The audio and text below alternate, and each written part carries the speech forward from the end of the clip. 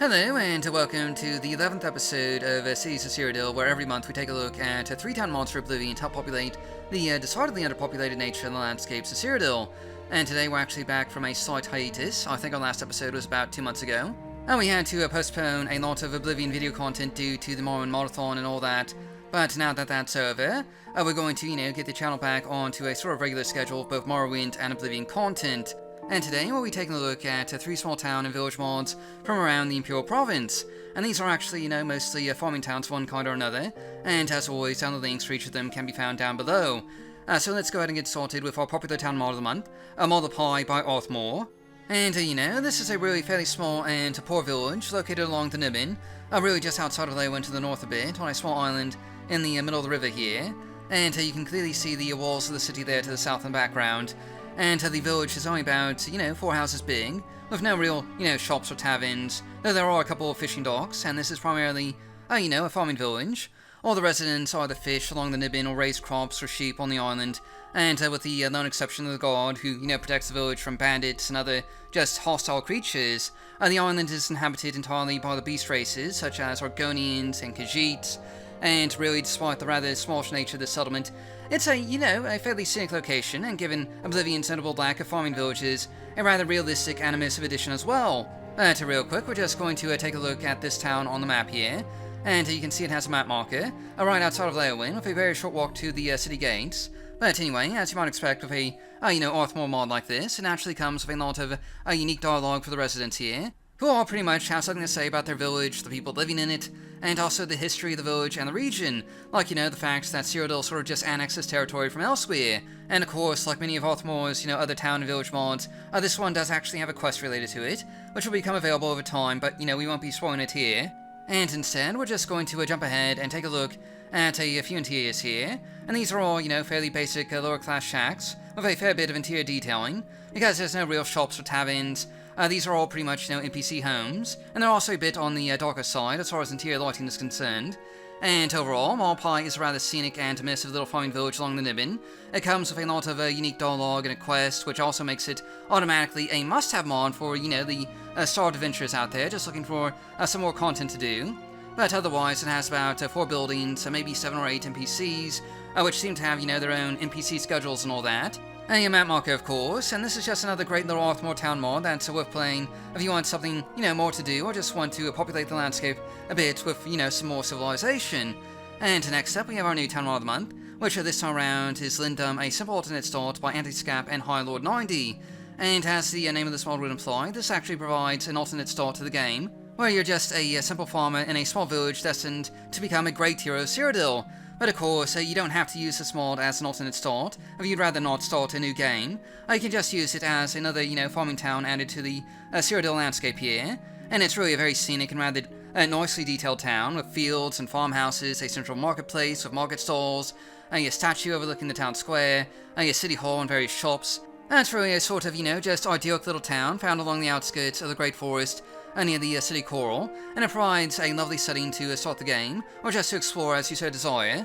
And as we'll see here in a minute, this village does come with a tavern, shops, and merchant NPCs, as well as, again, some just really beautiful surroundings, with windmills, fields of wheat, including the occasional scarecrow. And it should be noted that this mod comes with 2 versions. I'm using the light version here, but an alternative version that you can use provides the alternative start option with a lot more storytelling. But again, that's only if you want to, start a new game. Otherwise, this is just an amazingly scenic location to visit, including, I believe, NPC schedules and a short walk to the city coral, which, as you can see here from the map, really isn't that far away, and of course this town does come with a map marker, as you might expect. But anyway, moving on, we're going to take a look at some of the interiors here, starting with the town's tavern, which, if you're using the light version of this mod, is where you'll start the game, assuming you, start a new game with it anyway. And of course, you'll find a variety of services here, as well as a fair number of the, local citizens during the evening hours and whatnot. There's also a smithy here, not a terribly large shop or anything, but a place you can just, stop in at and get some basic equipment, or get a few repairs as needed. And there's even an alchemist, where you can buy a number of brews, such as healing potions, and other restoration potions, and various other brews that might be, useful as you start the game, or just resupply as you adventure through the region. And just taking a look at one more interior here, this is the town hall, where you'll find the sort of leaders for this village here. And really, all the interiors here are really nicely decorated and furnished, though I don't believe there's a player home here, though I could be, mistaken about that. And in any event, Lindum is a beautiful and scenic farming village in a rather scenic part of the Cyrodiil province, with almost, postcard-like locations with the marketplace, windmill, and chapel, on the edge of town and all that. And overall, there's slightly less than a dozen buildings here, including a few shops, with a smithy, an alchemy shop, and also a tavern, and this really makes for a great alternative start to the game as well. Regardless of whether you're using this town as a better way to start the game or not though, this is just a really cool addition to Cyrodiil, and I'd highly recommend, checking it out. And finally, we have our underrated town mod of the month, which this time around is JDNT Brina by Strakis. And as you might suspect from the name here, this is actually more of an expansion and overhaul of the existing Brina Inn, rather than a whole new settlement. And of course, this is a rather, high conflict area. There's a lot of other mods that also overhaul Brina or expand it.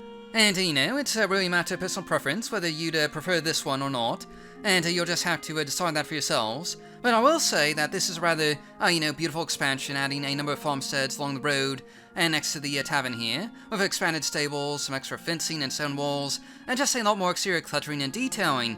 And in addition to a handful of new farms, you also find a small guard outpost along the road heading to Anvil, and a small aeroid shrine, which is really quite scenic looking and beautiful.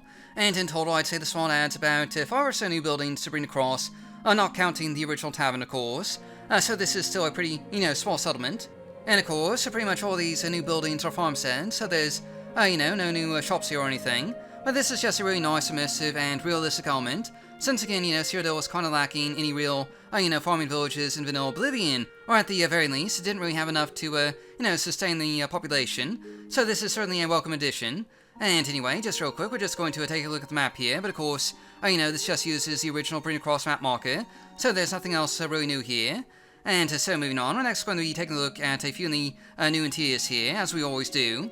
And basically, these are all, farmhouses, so they're fairly well finished and decorated with some pretty cozy interiors. And of course, this is more of a just, sort of cosmetic overhaul to bring across. I don't think there's really any new quests or dialogue here. Just a farming expansion, but all the same, it's a pretty atmospheric, overhaul to bring across. And all in all, this is just a beautiful and scenic addition, with about 5 new buildings, so nothing really new in terms of shops or quests, but a nice boon to immersion and realism, and certainly a great addition for those looking to add a bit more, civilization to the map here, even if it is just an expansion to an existing settlement and not a whole new, town or anything. And I would highly recommend, just checking it out for yourself. And that wraps up today's episode. As always, down the links are down below, and we should be back in about a month or so with another, 3 town mods reviewing pleasure. So until then, thanks for watching, and I'll see you all next time.